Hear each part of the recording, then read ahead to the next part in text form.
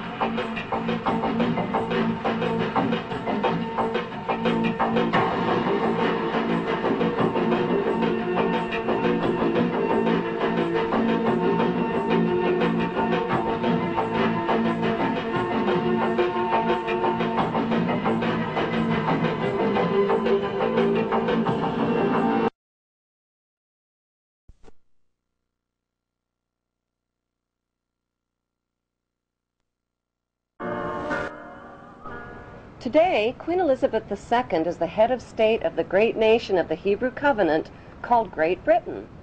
Her genealogy chart, according to the College of Heralds in London, traces her blue bloodline back to Abraham, who many modern scholars believe to be the Egyptian pharaoh, Amenemhet I.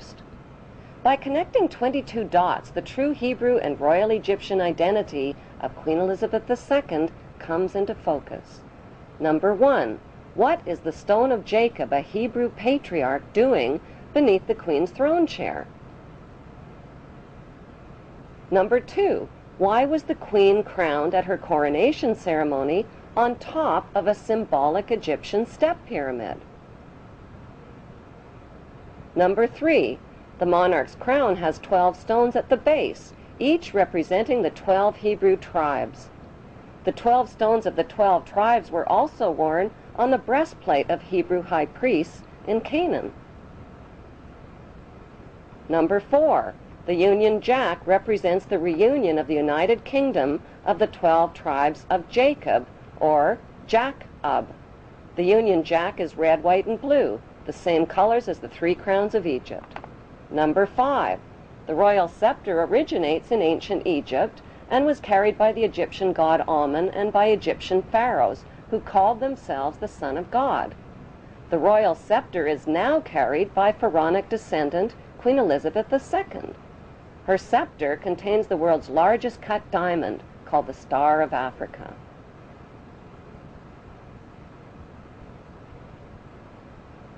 Number 6. The Queen's punishing flail or whip is partially hidden under her arm. The flail or whip also originates with the pharaohs of ancient Egypt. Number 7. The symbol of the bee can be found within the Queen's royal wardrobe. In ancient Egypt, bees were the symbol of Egyptian royalty as well as the symbol of Egypt. Number 8. The symbols on the British coat of arms reveal Britain's Hebrew origin. According to the Bible, the harp symbolizes the Hebrew King David. The biblical lion and unicorn holding up the shield symbolize the nation of Israel. The motto, Dieu est mon droit, means God and my right, indicating the divine right of the British monarch to an eternal throne. Number 9. The headdress worn by judges and the Queen's high-ranking officials originate in ancient Egypt.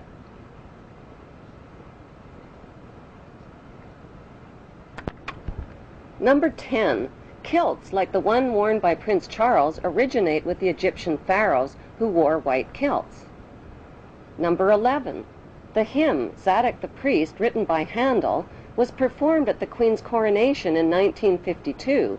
Zadok the Priest was the biblical priest who anointed the Hebrew King Solomon while the people cried, "God save King Solomon! Long live King Solomon! May the king live forever!"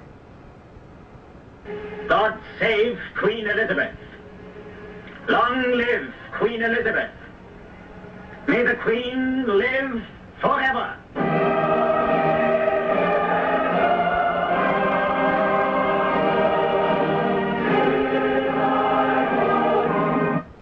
Number 12. During the coronation ceremony, the Queen turns to face the four corners of the globe.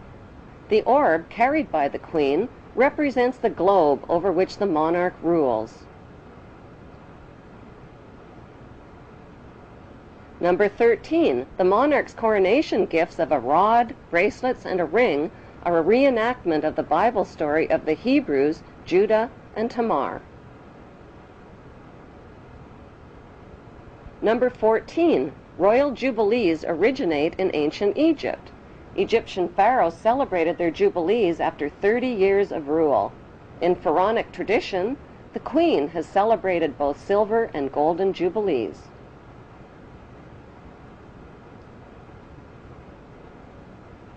Number 15.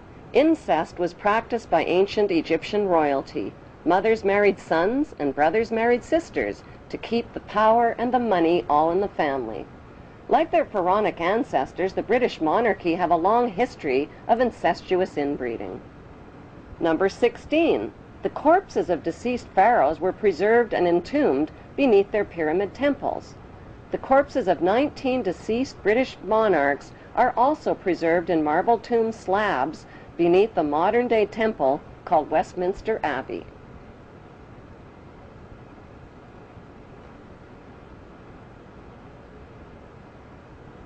Number 17. The ancient pharaohs advertised their power with their image on coins and stone monuments.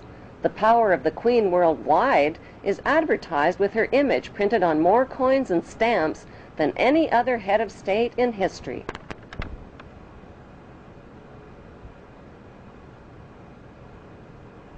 Number 18. The structure of government in ancient Egypt was a step pyramid model, with the Grand Vizier and priesthood one step below the pharaoh. Today's monarchy reigns using a much more sophisticated pyramid model of authority.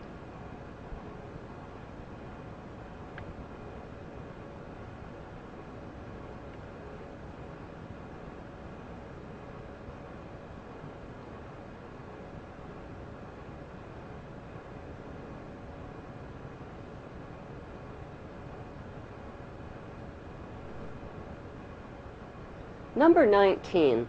The Pope's headdress is strikingly similar to the headdress of the Egyptian god Amun. His bent cross resembles the scepter of Amun. Number 20. Like the Egyptian pharaohs, British monarchs wear signet rings, which over the millennia have been passed down from their Hebrew ancestors. Number 21. The British Mint recently printed legal tender coins called the One True Ring and the Ring of Power. On one side of the coin is Queen Elizabeth II. On the flip side is the ring from Lord of the Rings. These legal tender coins printed by the British Mint raise the disturbing question, who is the real Lord of the Rings? One